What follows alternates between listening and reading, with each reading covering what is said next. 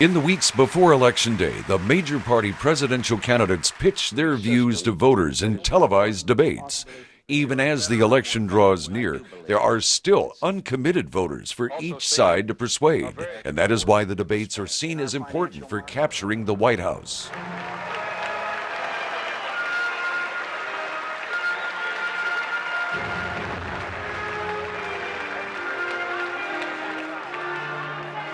By September, voters have seen and heard the candidates for many months, but the campaign trail is typically littered with slogans and messages.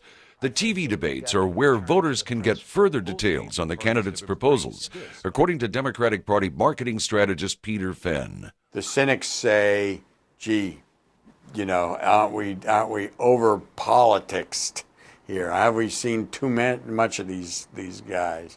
And my answer is, look, let's ask them the tough questions. Let's get them up in front of the lights and take a good hard look at them.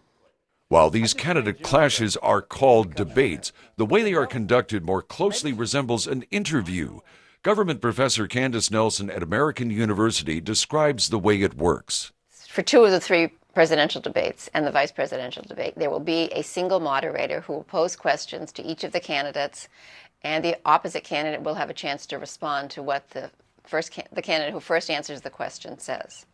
The thinking is, by having a moderator there, it's a way to control the debate to make sure that the questions get answered fairly. The two moderated debates are separated into foreign and domestic policy.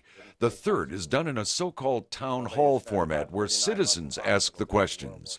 Televised debates have been a part of every presidential election since 1976, but the 1960 TV debates between Democratic Senator John Kennedy and the Republican Vice President Richard Nixon set the medium in motion.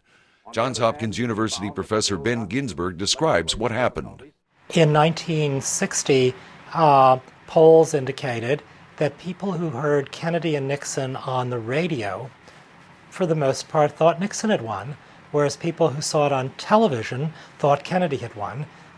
Kennedy had the right qualities for a TV appearance.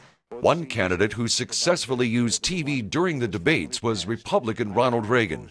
In 1980, he posed a question that some say helped to defeat the incumbent, Democratic President Jimmy Carter.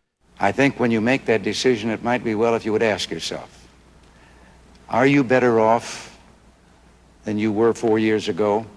With TV so influential and time running out to sway the electorate, the debates have become a place where candidates can both fire and pick up ammunition. Again, Candace Nelson at American University. What each candidate tries to do is get a soundbite during the debate that will be played over and over again on the media. Especially if their opponent stumbles badly on camera.